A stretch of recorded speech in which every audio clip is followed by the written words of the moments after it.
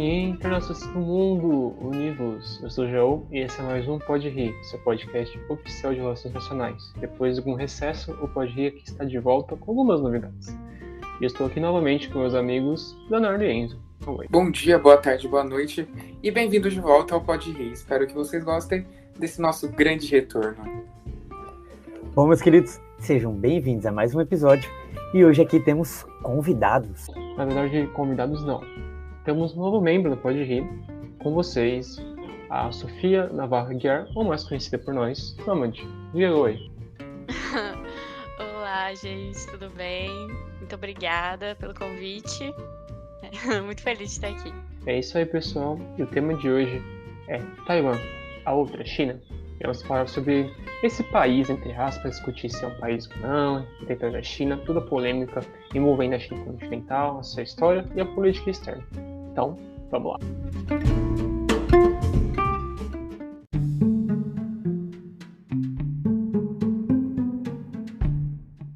Muito bem, internacionalistas. Agora voltando para o nosso episódio depois de longo tempo. E vamos contar a história de Taiwan. Eu vou dar uma introdução geral antes para a gente ir para o nosso tema, nossa discussão, falar sobre a política externa e todos os conflitos inerentes à região. Mas o que é Taiwan? Localizada no Mar do Sul da China, Taiwan foi descoberta nos parâmetros ocidentais, vamos dizer assim, europeus, por Portugal. O nome original era Ilha de Formosa, dado pelos portugueses. Taiwan, como a China e como vários países da região, passou por diversas colonizações, mudanças de governo, de dinastias. Então, eu vou passar aqui um pouco rápido para vocês um resumo sobre isso e focar mais na questão do século XX, que é mais importante para a nossa discussão que a gente vai ter depois. Mas, resumindo, Taiwan foi descoberto pelos portugueses, foi posteriormente colônia da Holanda, em que eles entraram lá, exploraram a região, tudo. Foi também parte do plano da Espanha, foi dominado pela China, posteriormente pela China continental, pela dinastia que havia no período. Agora eu quero retomar um pouco mais para o final do século XIX. A China e o Japão sempre tiveram muito conflitos, né? Tiveram várias guerras sino-japonesas, a região sempre foi alvo de disputa. E uma dessas guerras, né, que o Japão venceu, a região de Taiwan era pertencente a uma dinastia na China. O Japão se interessava pela ilha faz muito tempo, e eles anexaram Taiwan, a ilha de Formosa na época, ao seu território. Então, no final do século XIX para o começo do século XX, até o final da Segunda Guerra Mundial, Taiwan era uma região que, em certos momentos, teve uma certa autonomia e era de maioria de povos chineses ou aborígenes da própria região, que se assemelham etnicamente com os chineses, só que foi dominada pelos japoneses, já que o Império Japonês tinha um interesse na época. Agora a gente vai para a Segunda Guerra Mundial, e antes da Segunda Guerra Mundial, há um novo conflito entre a China e o Japão, e durante a guerra, no começo da Segunda Guerra Mundial, os Estados Unidos apoiam a China e, posteriormente, a derrota do Japão e a desistência deles, a China retoma o controle de Taiwan, como eles tinham antigamente. Agora, pensando em toda essa questão, Taiwan, como falei para vocês, sempre foi uma região que passou por vários países, várias conquistas diferentes, e agora, no começo da Segunda Guerra, volta para a China continental. Contudo, a gente vai de alguns personagens históricos e um pouco da história da China para recontar essa parte. Eu acho que no ensino médio vocês, ou até mesmo em vídeos, histórias assim, vocês vão falar sobre o Chiang Kai-shek. O Chiang Kai-shek foi um dos generais chineses. Ele foi um dos responsáveis pelo movimento que derrubou a monarquia na China e instaurou a república no começo do século XX. Então a China, a meados de 1910, derrubou o antigo imperador e instaurou uma república que era extremamente nacionalista, extremamente autoritária. Chiang Kai-shek, como o seu rival Mao Tse-tung, era um cara muito polêmico, porque os dois, mesmo de polos diferentes ideologicamente, os dois eram bastante, vamos dizer assim, bárbaros, autoritários, mandavam matar opositores e coisas do tipo. Então, Chiang Kai-shek governou a China e, consequentemente, Taiwan, posteriormente a retomada da ilha. Só que a própria China, após a criação da República Chinesa, ela teve vários movimentos políticos de base comunista, né, como liderados anteriormente por um antecessor do Mao Tse Tung e depois por ele, que se infiltrava em várias regiões da China. E em 1949 houve a guerra civil na China entre os nacionalistas e os comunistas. E como vocês bem sabem, os comunistas liderados por Mao Tse Tung ganharam a guerra. O que aconteceu foi que Chiang Kai-shek teve que fugir com várias pessoas ligadas a ele para a ilha de Taiwan. E lá ele declarou que a ilha de Taiwan era a nova sede do país China. Só que houve um grande problema com isso, porque tanto a China continental quanto a China insular, que é aqui caracterizada por Taiwan, as duas se acreditavam como a verdadeira China. Só que nenhuma delas se reconhecia como os países, tudo, e o cenário internacional ficou bastante confuso. Quem que era a verdadeira China na época?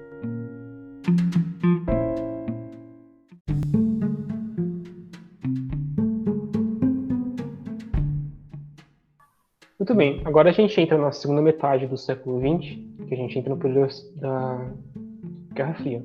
Como a gente tem falado, o Chiang Kai-shek foi patrocinado pelos Estados Unidos num conflito na Segunda Guerra Mundial com o Japão.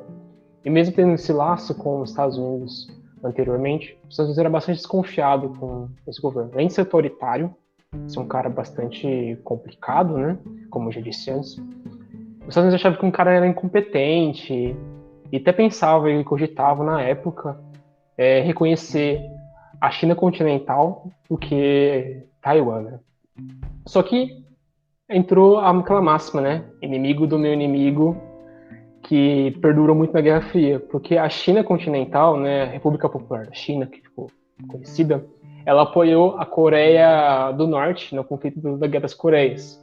Então, se tornou um inimigo dos Estados Unidos. Os Estados Unidos, então, contribuiu cada vez mais com Taiwan e até assinou um acordo com o país de defesa, né? Sendo que ele sempre foi ameaçado pela China continental e ser invadido, coisa do tipo. Então, voltou esses laços com os Estados Unidos, que perdurou mais ou menos até o começo da década de 70, que temos a grande virada, e é o grande tópico de discussão do nosso podcast de hoje. Agora eu acabo de ressaltar de novo. Taiwan, a República da China, quer dizer, ficou muito conhecida como um governo autoritário até mais ou menos a década de 90, porque o país era comandado por essa força nacionalista, era bastante opressor. Contudo, teve uma economia muito bem desenvolvida durante esse período, através dos empréstimos dos Estados Unidos. Lá ficou conhecido como os tigres asiáticos, né? Singapura, Coreia do Sul e Taiwan. Então, a industrialização do país, e hoje também, é muito grande, fora a renda per capita, o PIB, que é muito avançado, que melhorou bastante também nos últimos 30 anos. E, posteriormente, na década de 70, em 1971, mais precisamente, os países começam a reconhecer a República Popular da China, a China continental, como a verdadeira China. Mas aí você está me perguntando por que os Estados Unidos, um país capitalista, no meio da Guerra Fria, reconhece um país socialista, comunista, né, ao invés do seu antigo parceiro capitalista. Bom, primeiramente, a gente cabe lembrar, a gente tem a República da China, que é uma ilha, tem muito menos população, mesmo sendo crescido bastante, ainda é um potencial econômico muito melhor que um país continental. E fora que a gente esquece que os países comunistas do século XX, nem todos eles eram muito bem alinhados. A China continental, a República Popular da China, ela perdeu muitos laços com a União Soviética, a partir da década de 60. Então, houve uma reaproximação da República Popular da China com o Ocidente, com o mundo, o que fez se aproximar dela, vendo como principal parceiro, devido à demografia, economia, potencialidades, parcerias, questão militar. Então, a ONU, o Brasil posteriormente sim também, mas a ONU, o sistema internacional, todos os países, em 1971, reconheceram a República Popular da China como a verdadeira China. Havia até uma discussão para reconhecer os dois países como separados, mas os dois países não tinham mentalidade. Uma China só, não existem duas Chinas. E foi ruim para Taiwan, porque Taiwan era do Conselho de Segurança, perdeu esse posto para a República Popular da China e perdeu o reconhecimento também. Então o país ficou totalmente à margem do sistema internacional, não era mais reconhecido como a China e teve que se virar daquele jeito. E do país, como eu falei para vocês, continua sendo um país autoritário e tudo. Contudo, a economia do país sempre mudou muito bem, mesmo ele não tendo as relações internacionais definidas no parâmetro Estado, né, seu reconhecimento, ele tem uma espécie de diplomacia comercial extraoficial entre os planos que funciona mais ou menos para, até que bem, vamos dizer assim, tem um julgamento de valor para o país estabelecer sua economia internacionalmente. E é muito interessante, agora pensando, posteriormente, na década de 80, quando o Kai-shek morreu e entrou seu filho, começou uma certa reabertura no país, começou a aparecer, permitir partidos de oposições, tudo, o que permitiu lentamente o país virar uma democracia, estabelecer liberdades individuais, instituições, imprensa livre. E hoje, há um certo tempo já, Taiwan é um dos países com uma das maiores liberdades individuais e políticas na Ásia inteira. Foi o primeiro país a legalizar o casamento entre pessoas do mesmo sexo na Ásia, que é um marco. E o país, mesmo afastado da China, ainda tem muitas questões complicadas, né? Porque ele ainda continua sendo ameaçado pela China continental, porque a China continental vê Taiwan como uma península rebelde, né? Como um local totalmente rebelde.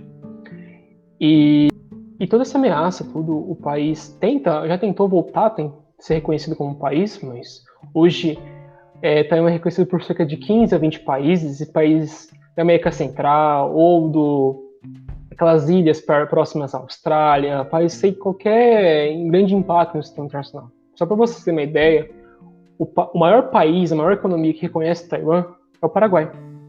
E todos os países que não reconhecem a China continental como a verdadeira China vivem diversas pressões internas e externas para reconhecer o país. Então, é muito interessante a história de Taiwan, porque é um país que está vizinho da China continental, grande potência hoje em dia, que sofre pressões internas e pressões externas, quer dizer, desse país para voltar a ser da China continental. A gente vai comentar mais sobre isso. E tenta meio que se virar no sistema internacional, mesmo não sendo reconhecido. Isso gera diversas polêmicas que a gente vai tentar explorar um pouco mais para vocês. Então, eu acho que é melhor conseguir explicar muito bem, espero, para vocês, o que é essa Taiwan, meio que resumidamente.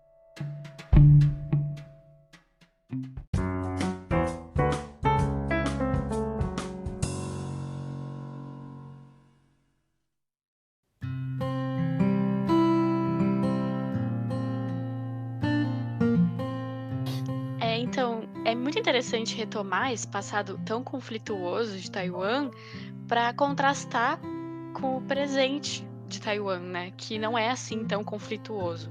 Realmente, de fato,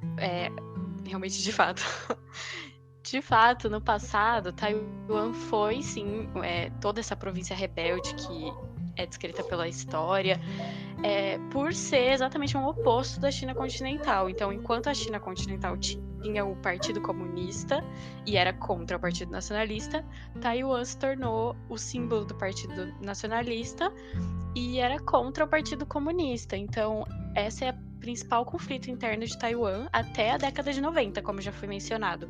Inclusive, existiam leis bem de censura, assim, que proibia grupos pró-comunistas de existirem em Taiwan.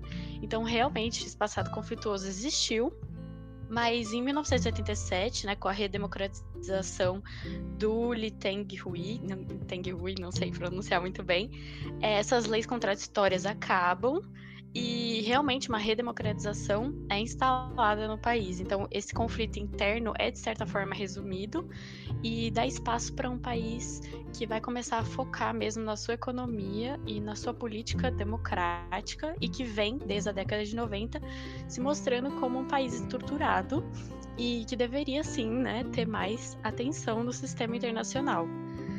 Além desse conflito interno, que já, de certa forma, já tá meio ultrapassado, o que tem mais atenção na mídia hoje em dia é o conflito bilateral, né? China continental versus Taiwan, que também, de certa forma, na mídia é tratado como um conflito muito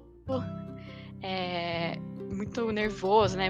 Mas que de verdade, se você vai analisar os diálogos já estabelecidos pelas nações, não é tudo isso. Eu acho que o que acaba acontecendo é que as imagens que vão para a mídia, as imagens que a gente vê, que a gente lê de Taiwan, na verdade, é uma imagem de conflitos onde os Estados Unidos também está envolvido. Então, é uma imagem de conflitos multilaterais, não de fato os conflitos bilaterais que já aconteceram e que existem entre a China continental e Taiwan.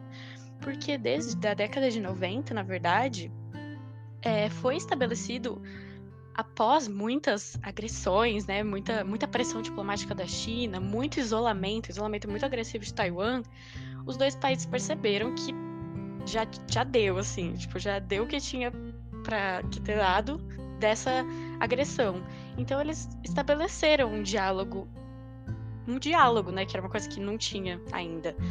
Com o diálogo de Kulwang, se eu não me engano, é o nome, que aconteceu em 93, a China e Taiwan, de verdade, sentaram para conversar. E é o que acontece desde 93. Eles sim têm um diálogo, eles não são essa relação de ódio que a gente acha que eles têm. Eles dialogam e o que acontece, o principal conflito entre eles é que a China deseja que Taiwan, obviamente, uma reunificação é o que eles desejam, então 2 países, um sistema, porém Taiwan, como teve todo esse processo de redemocratização, eles não aceitam que as eleições chinesas não sejam, de fato, 100% livres. Então esse é o empecilho para uma reunificação. Né, todo o processo histórico de Taiwan, tudo que eles já passaram, meio que seria muito contraditório eles simplesmente reunificarem, mesmo sendo um país tão menor. Eles têm sim seus valores, seus princípios que são muito bem estruturados, mas eles também têm um diálogo. E o último conflito, né, que na verdade são vários, mais de um, e que é o mais latente na atualidade, são os conflitos que envolvem os Estados Unidos. Os Estados Unidos esteve presente na história Taiwan e China desde o começo e até hoje ele está. O problema é que hoje, né, com o chefe de Estado sendo o Trump, está acontecendo alguns conflitos, mas difíceis de ser analisados pelas relações internacionais e que eu acho que vão ser mais bem explorados por quem fala mais da política externa em si.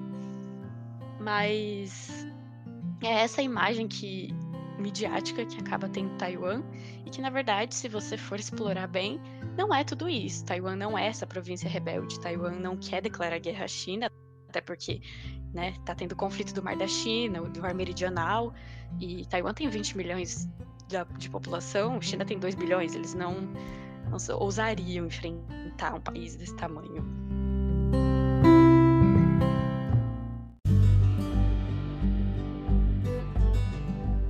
Bom, antes da gente entrar mais na parte da política externa, eu queria voltar numa questão que a Sofia trouxe, que é a questão da imagem midiática que a gente tem de Taiwan. E eu acho que essa é uma questão muito interessante da gente explorar, porque eu sinto que ocorre uma questão que ocorre do mesmo jeito de Israel. Pelo Brasil ter a aspiração a estar próximo dos Estados Unidos, a gente acaba adotando imagens de outros países como os Estados Unidos adotam. Então, o Brasil trouxe muito a imagem de Israel como a salvação do povo judeu, olha como eles precisam de um Estado, e eu acredito que Taiwan tenha passado por um caminho muito próximo. O conflito foi, como a Sofia já falou, foi exagerado, mas também Taiwan traz como mais fraco o elo que precisa ser salvo. Eu sinto que tem uma discursividade muito interessante no modo como a gente acaba tratando mediaticamente Taiwan, porque às vezes a gente até para deixar de lado questões importantes.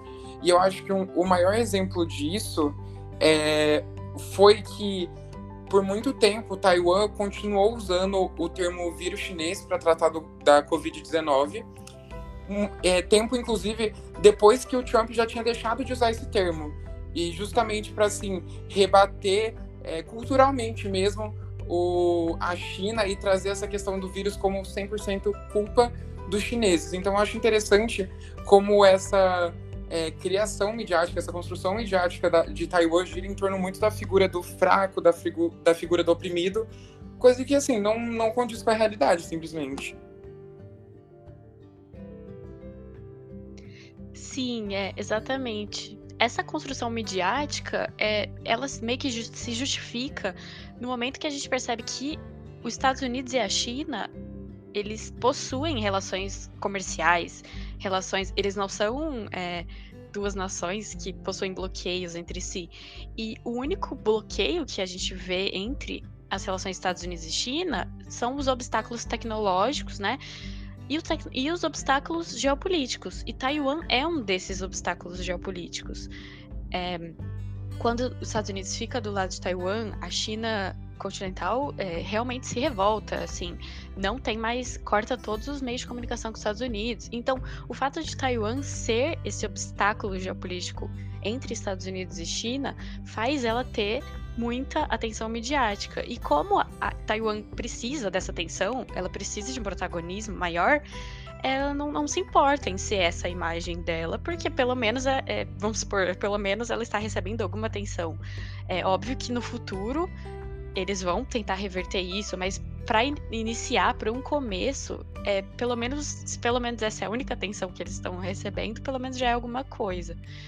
E também, né, obviamente, aqui no Brasil a gente não lê jornais asiáticos, então, a não ser que a gente realmente estude essas questões, é bem difícil de saber tudo isso mesmo. Exatamente. E isso é uma questão, esse é um aspecto muito interessante, agora entrando já mais na parte da política externa, justamente da política externa de Taiwan, que por mais que ela não seja reconhecida pelos Estados Unidos como uma nação, ela tem sido realmente usada e construído laços muito fortes com os Estados Unidos, como esse empecilho aí, como esse bloqueio entre China e Estados Unidos, enfim. Então é muito interessante a gente pensar por esse lado, porque Taiwan é um país que ganhou muita visibilidade nos últimos anos, isso é inegável. E assim, para um país que é reconhecido por outros 15, é uma coisa muito impactante o grau de seriedade que Taiwan é tratada nos noticiários. Para vocês terem uma noção, os países, eu vou citar os nomes, porque já que são 15, são poucos, dá para citar. Os nomes dos países que realmente reconhecem Taiwan como um país. Da África, Eswatini. Da Europa, Vaticano. Da Oceania, Ilhas Marshall, Nauru, Palau e Tuvalu. E da América, Belize, Guatemala, Haiti, Honduras, Nicarágua, São Cristóvão e Neves, Santa Lúcia, São Vicente e Granadinas e o Paraguai. Ou seja, só os estados mais importantes do mundo. Então, realmente é uma questão muito interessante como Taiwan conseguiu se projetar mesmo com tão pouco apoio internacional. Então, muito da política externa de Taiwan vem tanto por essa luta, por esse reconhecimento, ao mesmo tempo que são relações não diplomáticas. Então, eles têm muitas relações comerciais que são puramente comerciais, não são relações, de certa forma, laços, né, criados com os países. Eles têm diversos programas para ajudar outros países, inclusive boa parte da política externa taiwanesa se dá pela ajuda externa. O caso mais importante, trazendo de novo a questão da Covid-19, para além dessa crise toda, foi, por exemplo, uma ajuda médica que foi disponibilizada para São Tomé e Príncipe. E diversas outras vezes que o país ele realmente ajudou em crises salutares internacionais.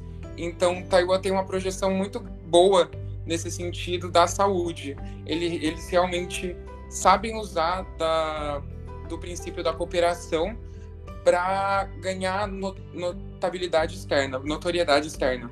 Então, esses são os pontos principais assim da política externa de Taiwan quando a gente está pensando nela. Os laços, poucos laços realmente diplomáticos, apesar de muitas conexões com vários países, e essa busca por cada vez mais estar em contato com outras nações, ajudar outras nações por diversas crises humanitárias, de saúde. Então, é muito importante o impacto de Taiwan, que Taiwan vem exercendo nos últimos tempos. E eu acho que, assim, o maior exemplo dessa tentativa de expandir as relações exteriores de Taiwan foi a própria questão do coronavírus, quando anos já que Taiwan está lutando para conseguir entrar na ONU, ser reconhecido pela ONU, mas chegou a avisar a OMS sobre a questão do coronavírus, sobre a seriedade que seria tratado, e não foi ouvido. Isso foi uma questão que, inclusive, os Estados Unidos utilizou para atacar a China continental. Então é muito interessante analisar a política externa de Taiwan, porque por mais que seja um país pequeno, que para muitos não é um país, tem ganhado uma notoriedade muito, muito, muito impressionante, tanto mediaticamente quanto em questões de ajuda humanitária. Então é definitivamente uma região para se prestar atenção pelos próximos anos. Só acrescentando um ponto na questão do coronavírus, foi muito interessante o que aconteceu a respeito de Taiwan e Covid, porque Taiwan notou a presença e a potencialidade pandêmica do coronavírus, tentou avisar a OMS. A OMS não ouviu Taiwan, e ficou toda aquela polêmica, né, sobre a instituição. Os Estados Unidos atacou muito a instituição de não ter ouvido o país, atacou de questão política, do tipo. Mas a gente tem que lembrar também que as organizações internacionais não são nada sem os estados. Então, tem um problema diplomático, burocrático, que impede Taiwan de participar, já que não é reconhecido e não participa da ONU. Então, não é uma questão política, vai ser uma questão técnica e burocrática que, infelizmente, às vezes atrapalha a questão do Covid. E Taiwan, como muito bem meus colegas pontuaram, a questão da propaganda, da mídia, Taiwan fez um baita, vamos dizer assim, propaganda sobre essa situação, polemizando, criando um slogan, Taiwan pode ajudar, e muito bem como o Leonardo comentou, a ajuda humanitária que eles fizeram, tinha esse slogan dando para os países que reconhecem ele como um país, né, vamos dizer assim, e isso confirma tudo que os meus colegas comentaram agora sobre a questão da propaganda e dessa questão entre os Estados Unidos, as organizações internacionais e a China.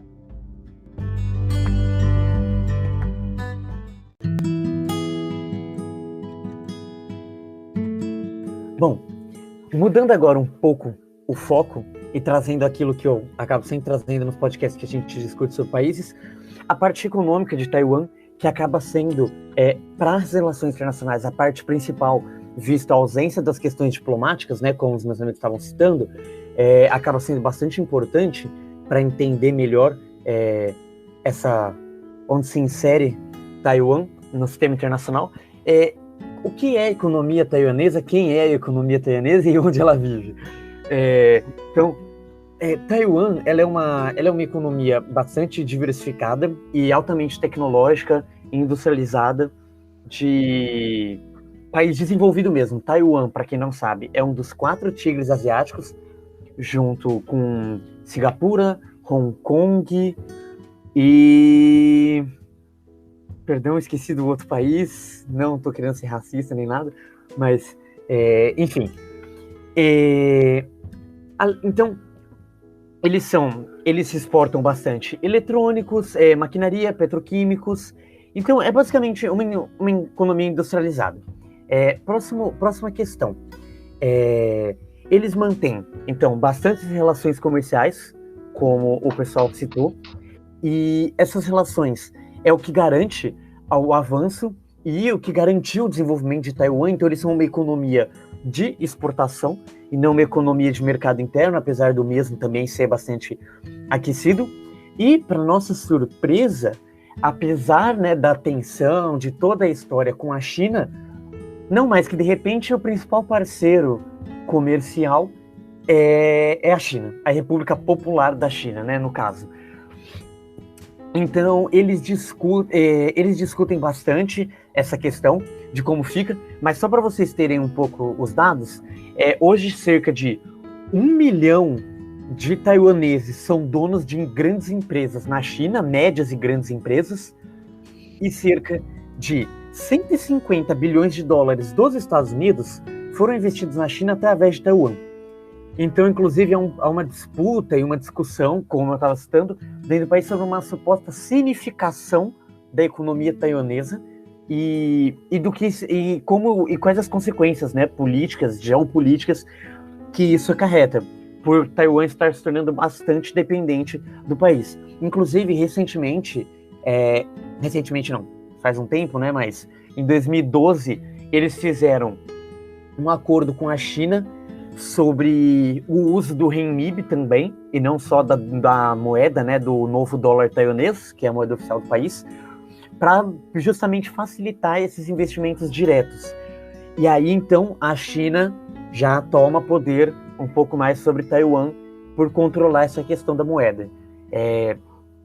Além disso, há também bastantes trocas tecnológicas entre os dois países, o que aumenta ainda mais essa dinâmica e essa espécie de hipocrisia, né, de dialética, melhor dizendo, de dialética dos dois países.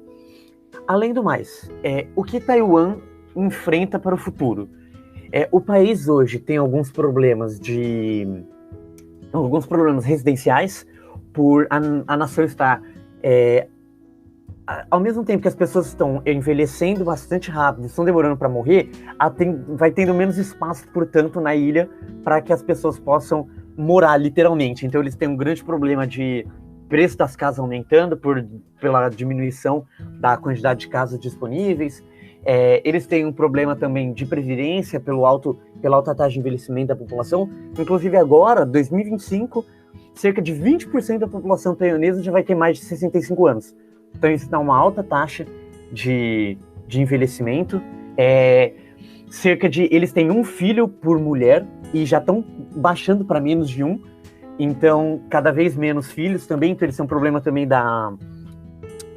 de recompor o mercado de trabalho. E, além do mais, eles têm o desafio de conseguir continuar exportando com as tensões entre Estados Unidos e China aumentando, com a dependência da China também aumentando. Então a China meio que acaba podendo virar uma reguladora das exportações chinesas, e entre outras questões, como também do Mar do Sul da China, que é um ponto em que eles precisam passar para exportar. Então, se a China controla, a gente pode continuar passando ou não? Como é que faz? Então, eles têm alguns desafios, mas fora isso, o país cresce constantemente, cresce bem e sustentavelmente, e eles têm as capacidades de ir para o futuro. O país tem bastante desenvolvimento tecnológico, tem também um esforço para transferir para uma economia sustentável, uma economia circular, e então o país enfrenta essas questões. E aí, no sistema internacional, como é que essa economia fica? Fica uma economia de que exporta para bastante gente, e eu acho que inclusive mais para a Europa e América do Norte, porque para nós, né, como a gente estava citando aqui em off, acho que a única marca que a gente consegue puxar de Taiwan que seria a ASUS, no Brasil, mas provavelmente deve ter outras, mas em escala bastante reduzida, e exporta bastante para esses parceiros comerciais, para esses parceiros comerciais que os reconhecem, né, diplomaticamente. Então, e o aumento das exportações para a China.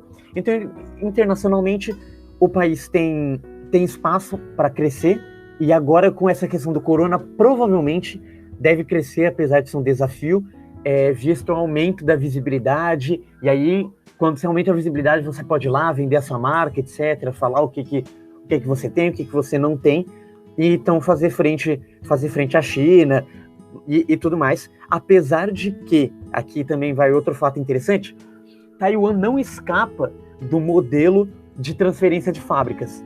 Então, inclusive, entre 2001 e 2004, até 2006, eles enfrentaram um grande problema de desemprego, porque essas fábricas estavam se transferindo para a China continental para utilizar da mão de obra barata. E aí vai indo nessa dinâmica, mas de qualquer forma, Taiwan tem espaço, e se agora souber aproveitar essa janela de oportunidade e essa desconfiança que que se cria com a China, ela pode ter sucesso.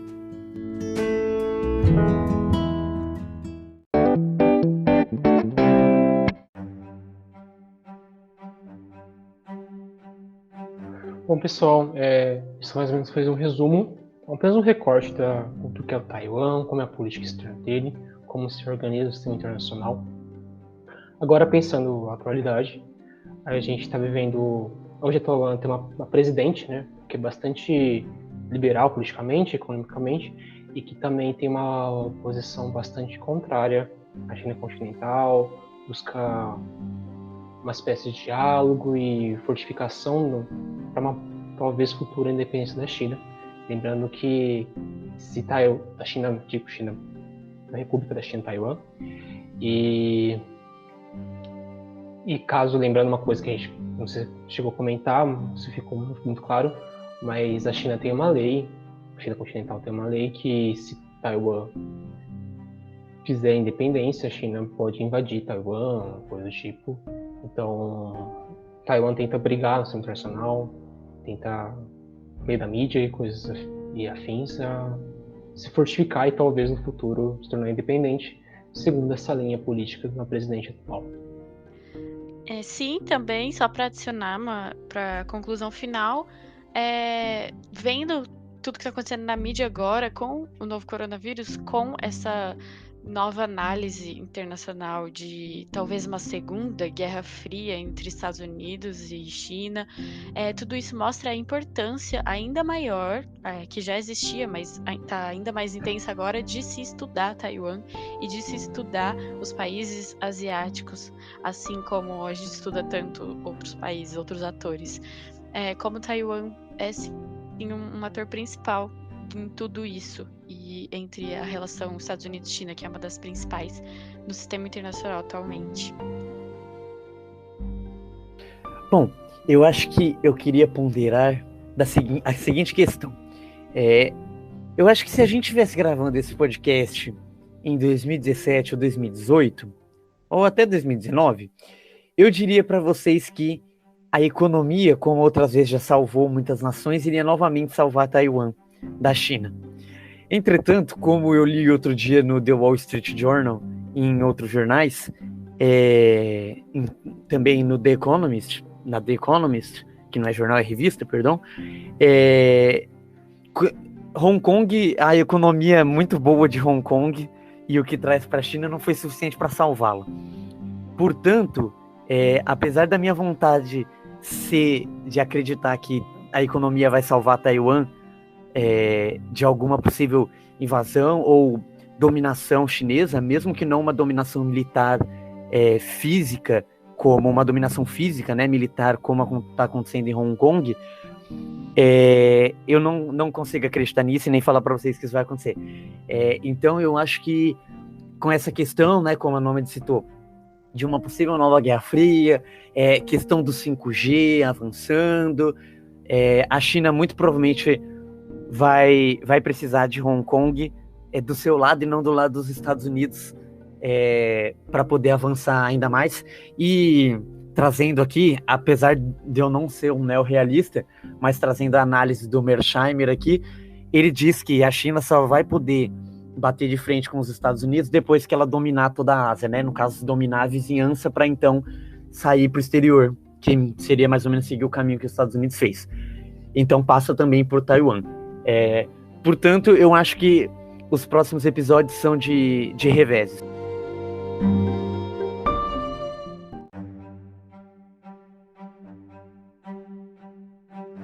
Bom, pessoal, esse foi mais um Pode Rir. Espero que tenham gostado do episódio, gostado do tema também. Agora estamos de volta e em breve teremos mais novidades no nosso canal. Teremos mais participantes que vão ser revelados aos poucos. Enfim, foi isso. Esse é o Jaú e até a próxima, pessoal. Bom, queria agradecer ao nosso ouvinte de sempre, agradecer aos novos ouvintes e espero que vocês estejam tão animados quanto a gente para embarcar nessa nova jornada aqui que a gente começa hoje. E até a próxima. Bom, meus queridos, novamente, muito obrigado por terem ouvido esse programa. Eu queria também agradecer a Noma e aos nossos participantes que serão apresentados com o tempo por terem entrado conosco nesta nova jornada. E também lembrá-los e convidá-los, agora um parênteses, porque eu gosto muito de Taiwan, de não parem com Taiwan apenas no nosso podcast, pesquisem mais, vão mais a fundo, porque é um país muito interessante e que tem muita mais coisas para nos contar, tanto interna quanto sobre o sistema internacional. É isso, até o próximo episódio. Sim, gostaria de reforçar o pedido, né, do Enzo. Por favor, internacionalistas e não internacionalistas, estudem mais. Foi muito difícil tentar resumir tudo aqui, mas é uma história muito interessante e muito importante para as análises futuras e atuais. Muito obrigada pelo convite. Estou muito animada de estar aqui e muito obrigada aos ouvintes pela companhia. Foi muito bom.